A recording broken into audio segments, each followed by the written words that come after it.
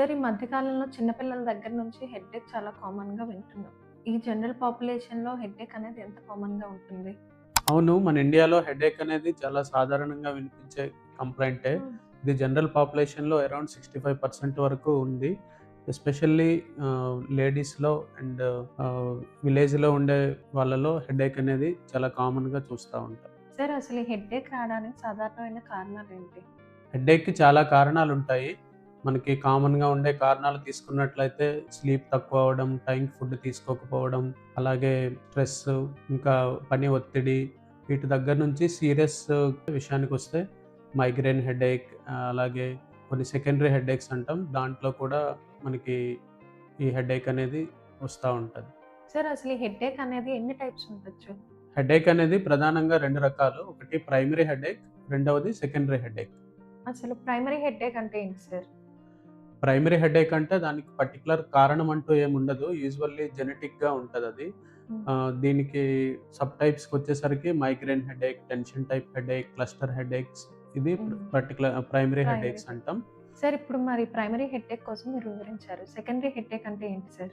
Secondary headache అంటే మనకి దానికి అండర్‌లయింగ్ కాజ్ ఉంటది. అంటే ఫర్ ఎగ్జాంపుల్ బ్రెయిన్ ట్యూమర్స్ గానీ, ఏదైనా రక్తనాళాలు చిట్లిపోవడం, లేదంటే రక్తనాళాలు గడ్డ కట్టడం, లేకపోతే బ్రెయిన్ ఇన్ఫెక్షన్ మెదడు వాపు అంటాం గదా! అది హ్మ్. రావడం, దానివల్ల వచ్చే హెడేక్. సార్ మరి హెడ్‌ఏక్ అనేది ఇంత కామన్‌గా వింటున్నాం కదా! ఎలాంటి సందర్భాల్లో ఈ హెడ్‌ఏక్ అనేది సీరియస్‌గా తీసుకొని డాక్టర్‌ని సంప్రదించాలి? అవును. చాలా మంచి క్వెషన్ అడిగారు. మనకి ఏజ్ అనేది 50 ఏళ్ల తర్వాత ఫస్ట్ టైమ్ హెడేక్ వచ్చినప్పుడు, లేదంటే వరస్ట్ ఎవర్ హెడేక్ అంటాం. అంటే జీవితంలో అదే అత్యంత సివియర్ హెడేక్ హ్మ్. అయినప్పుడు, అలాగే ఏదైనా బాడీలో వీక్‌నెస్ గాని ఒక సైడు హ్యాండ్, చెయ్యి పని చేయకపోవడం, తిమ్మిరి రావడం, లేదంటే సివియర్ వామిటింగ్స్ అవ్వడం, కంటి చూపులో ఇబ్బంది రావడం, అలాగే ప్రెగ్నెన్సీలో ఉన్న వాళ్ళకి హెడేక్ రావడం, ఇదే కాకుండా మనకు ఆల్రెడీ సిస్టమిక్ డిసీజెస్ అంటాం. అంటే క్యాన్సర్ గానీ, ఏదైనా ఇమ్యూనో సప్రెసెంట్స్ మందులు వాడుతున్నప్పుడు అంటే స్టెరాయిడ్స్ అలాంటివి హ్మ్. కొన్ని మనం వాడుతా ఉంటాం కొన్ని డిసీజెస్‌కి. వాళ్ళలో హెడేక్ వచ్చినప్పుడు, అలాగే హెడేక్‌తో పాటుగా మనకి ఫీవర్ గానీ, నెక్ పెయిన్, సివియర్ నెక్ హ్మ్. పెయిన్ అలా ఉన్నట్లయితే ఇమ్మీడియేట్‌గా దగ్గరలో ఉన్న న్యూరాలజిస్ట్‌ని సంప్రదించాలి. సార్ అసలు ఈ హెడ్‌ఏక్ అనేది పిల్లల్లో కూడా రావచ్చా? అవును. చిన్న పిల్లల్లో కూడా మనం హెడేక్ అనేది చూస్తా ఉంటాం. దీనికి గల ప్రధాన కారణాలు చూసుకున్నట్లయితే చైల్డ్‌హుడ్ మైగ్రేన్ అని ఉంటది. అదే కాకుండా ఈ మధ్య కాలంలో స్క్రీన్ టైమ్ ఎక్కువ అవ్వడం వల్ల కూడా పిల్లల్లో తరచుగా మనం ఈ హెడేక్ అనేది చూస్తా ఉన్నాం. సార్ మరి అసలు ఈ హెడ్‌ఏక్ వచ్చిన పేషెంట్స్‌కి మీరు స్కాన్ అనేది ఎప్పుడు సజెస్ట్ చేస్తారు? ఇంతకు ముందు మనం మాట్లాడిన రెడ్ ఫ్లాగ్స్ ఏవైనా ఉన్నట్లయితే వాళ్ళకి స్కానింగ్ సజెస్ట్ చేస్తాం. సార్ మరి అసలు ఈ హెడ్‌ఏక్ అనేది తరచుగా రాకుండా ఉండటానికి తీసుకోవాల్సిన జాగ్రత్తలేంటి? మైగ్రేన్ విషయానికొస్తే ప్రెసిపిటేటింగ్ ఫ్యాక్టర్స్‌ని అవాయిడ్ చేయాలి.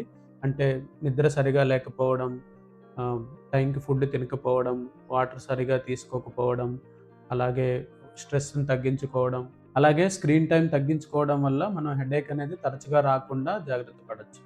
సార్ ఫైనల్‌గా మరి హెడ్‌ఏక్ కోసం మీరు పబ్లిక్‌కి ఏం సజెస్ట్ చేస్తారు? హెడేక్ అనేది చిన్న సమస్యగా పరిగణించొద్దు. ఇది తరచుగా వస్తున్నా లేదా చాలా సివియర్‌గా వస్తున్నా లేదా పైన మనం మాట్లాడుకున్నట్లు రెడ్ ఫ్లాగ్స్ ఏవైనా ఉన్నా ఇమ్మీడియేట్‌గా దగ్గరలో ఉన్న న్యూరాలజిస్ట్‌ని కలవండి. Sir thank you sir. ఇంత వాల్యుబుల్ ఇన్ఫర్మేషన్‌ని మాకు అందించినందుకు. Thank you.